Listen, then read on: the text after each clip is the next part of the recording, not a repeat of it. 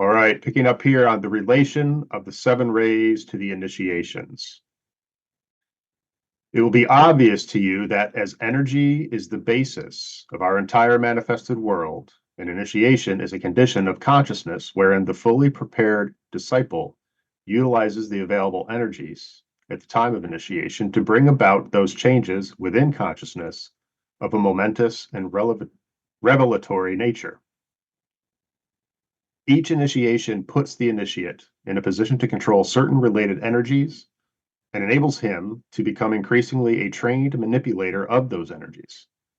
Each initiation gives him understanding of the related energy and of its field of activity.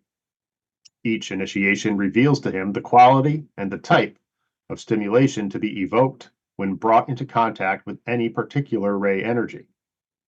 Each initiation establishes relationship between the initiate and the ray energy involved, so that gradually, no matter what may be his soul ray or his personality ray, he can work with the quality and the creative aspect of all the rays, though ever retaining a greater facility to work on his own soul ray, and later with the ray of the monad, one of the three major rays of aspect.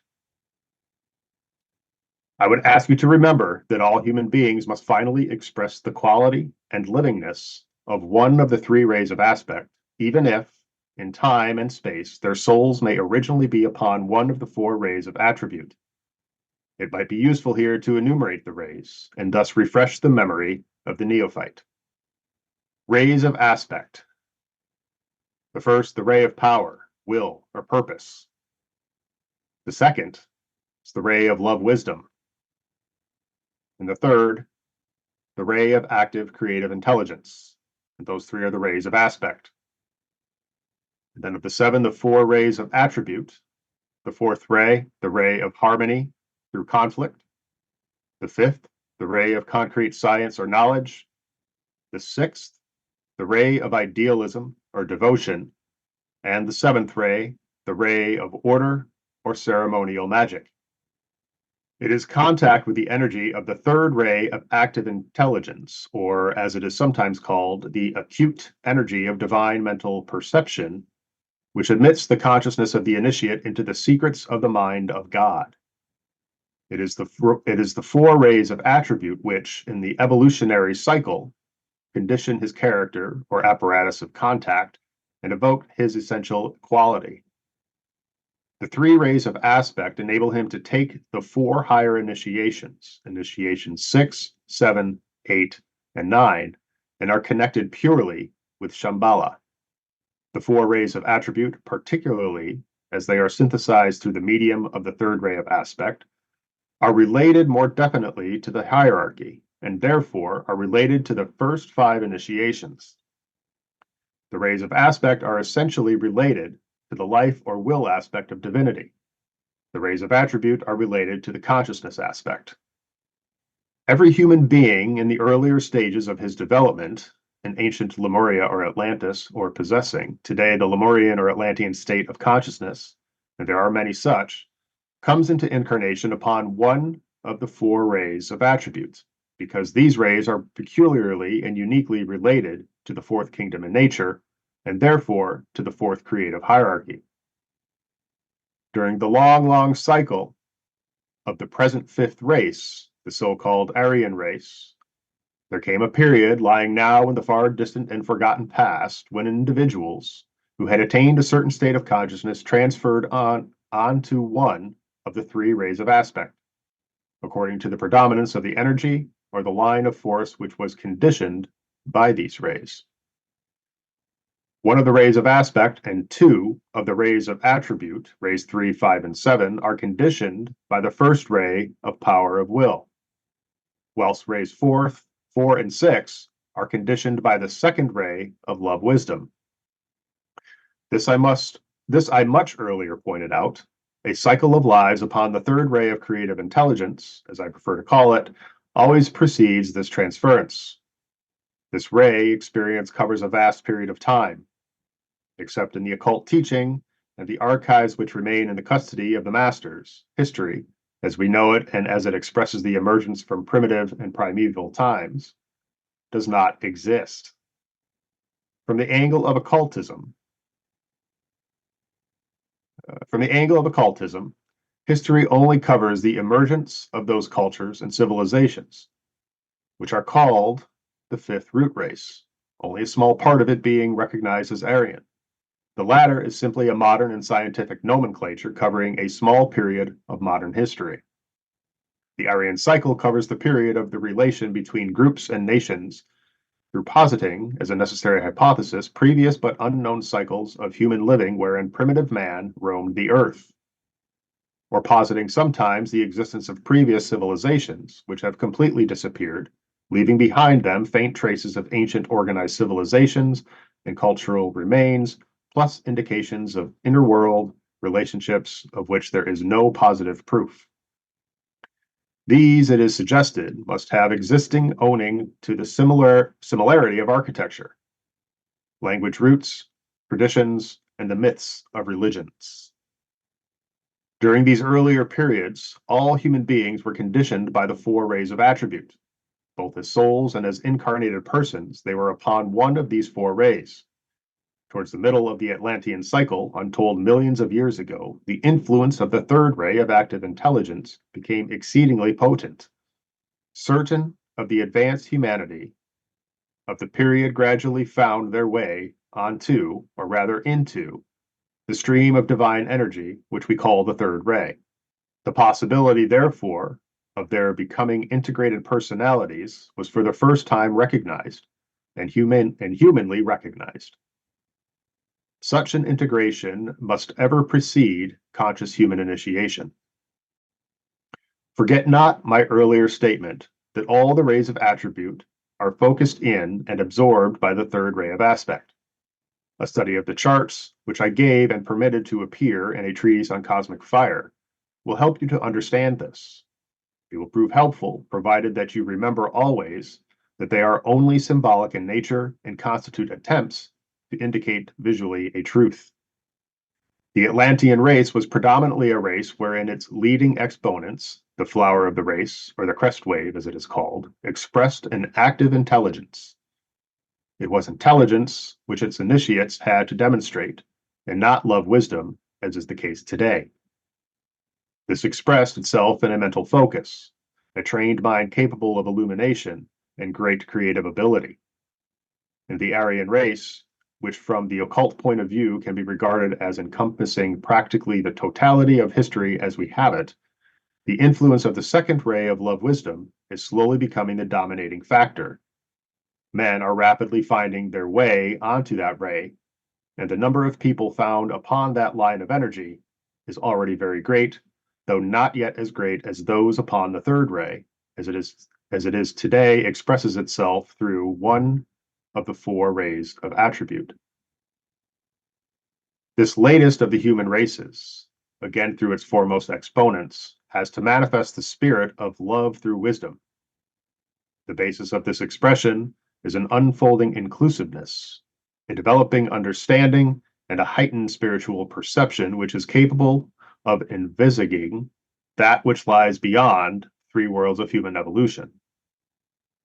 It might be here said that the one-pointed life of the focused intellectual, that life which the higher initiates demonstrated in the Atlantean initiations, and the extensive inclusive life of the modern or Aryan initiate, is the objective held before the disciple upon the path of discipleship and in the master's ashrams. The presence in humanity today of an ardent intelligence and a growing inclusiveness is symbolized under the words, the vertical and the horizontal life. It is therefore visually portrayed under the symbol of the cross. I have here indicated to you, therefore, that the cross is strictly the symbol of Aryan unfoldment. The symbol of old Atlantis was a line, indicating the vertical line of mental unfoldment and aspiration. The Christian consciousness, or the consciousness of the soul, is the perfecting and control of the mind, plus the demonstration of love and service.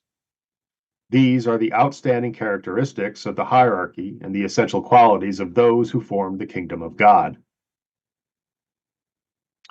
In the coming race, which lies still far ahead, and of which only initiates of degrees higher than the fifth are the expression, The ray of aspect, which embodies the will of God, will gradually become dominant.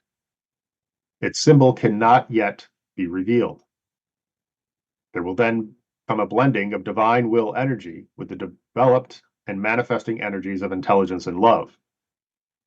In the final race, lying untold ages ahead, there will appear a creative synthesis of all these three rays of aspect.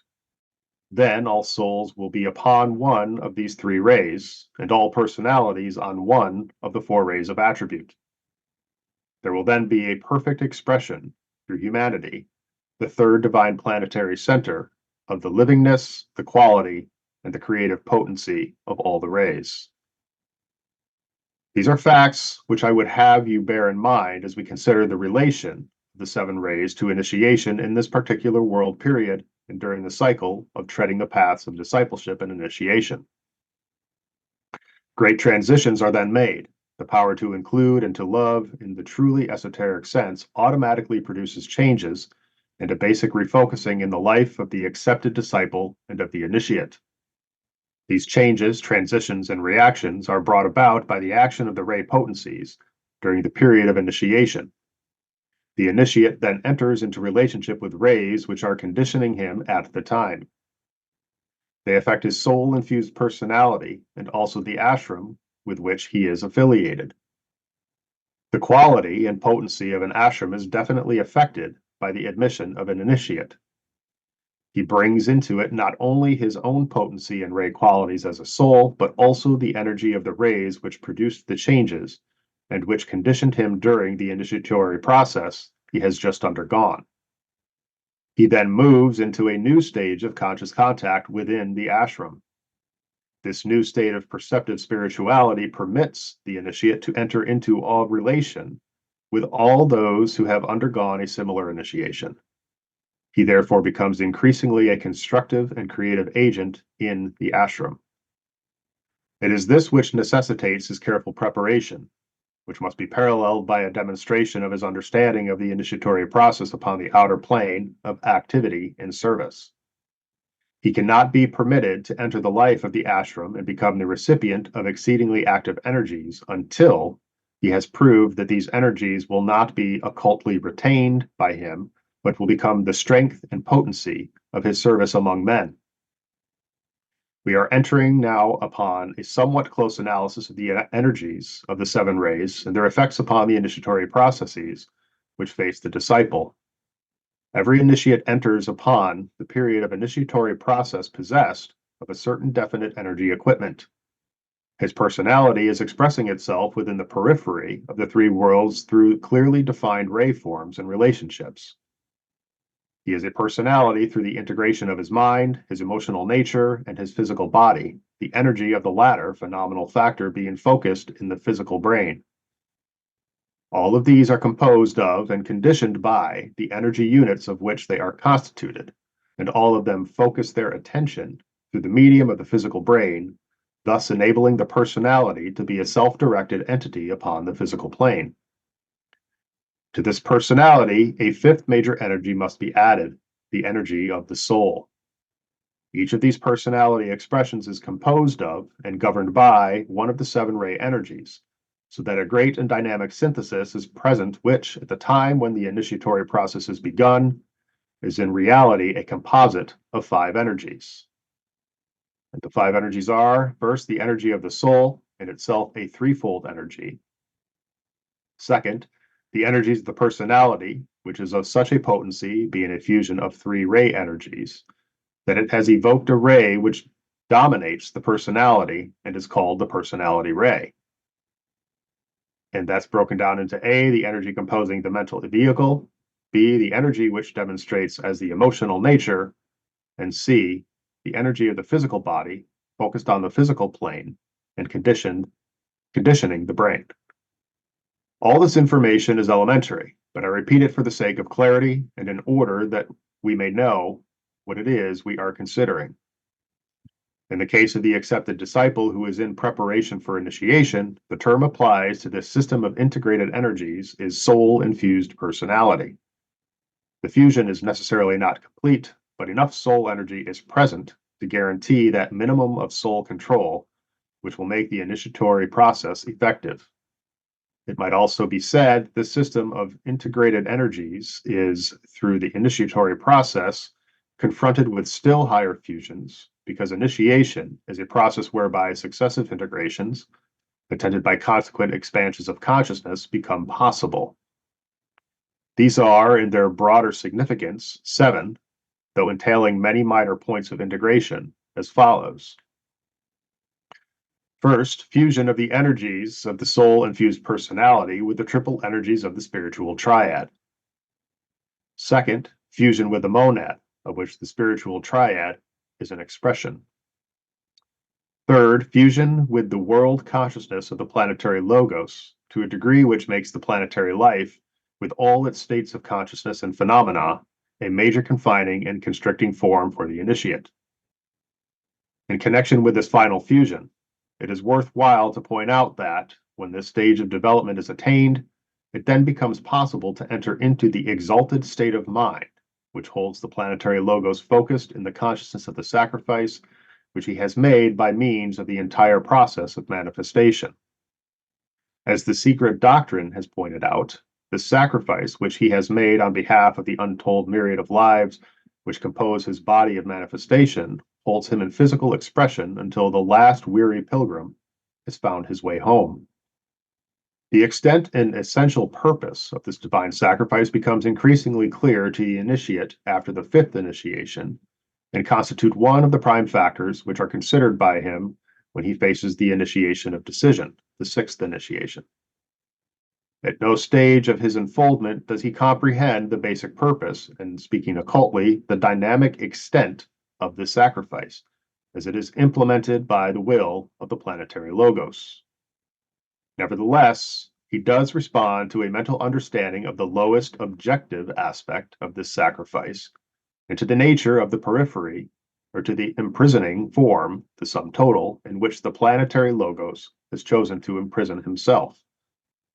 For the first time in his life experience, he arrives at a comprehension of the principle of limitation. Beyond this exalted state of mental perception, the initiate is not yet able to penetrate. He is limited by that sphere of activity, which we call the 7 planes, and which in their totality constitute the cosmic physical plane. Many lesser fusions take place within the phase of initiatory development, which intervenes between initiation and initiation, a triple mental fusion between the 3 aspects of the mind, the lower mental vehicle, the soul or the son of mind, and the higher or abstract mind, fusion with the master's consciousness, fusion with the ashram created by the ray energy which conditions his soul, fusion in consciousness with the sum total of the integrated ashrams which form the ashram of Sanat Kumara. These successive and subsidiary fusions reveal to him the phenomena and quality of the 2 higher states of consciousness of the spiritual triad, the Buddhic, or the state of pure reason, and the Atmic, or state of spiritually directed will intention. In giving you some insight into the relationship of the rays and the initiations, I find it essential to discover new and arresting words and word phrases by which to express the familiar hints and indications given by the occult groups who have sought to awaken the modern consciousness to the fact and purposes of initiation. Initiation is a progressive sequence of directed energy impacts characterized by points of crisis and of tension and governed, in a sense not hitherto realized, by the law of cause and effect. This law of cause and effect from the spiritual angle appears to the progressing initiate to reverse the process which has up till now governed his life.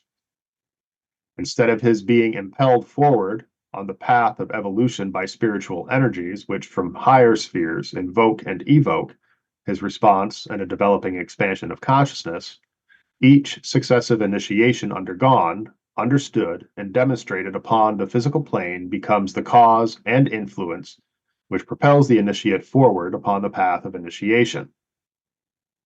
In one case, the cause of progression is a streaming downward of the energies, producing effects in that which is thus stimulated. In the other case, the cause is to be found in the soul-infused personality and constitutes an upward movement of the initiatory self-directed activity, of the measure of love energy which his soul can express and of the energy of will, which is in itself the result of all the fusions he has at any given moment been capable of consciously focusing and using.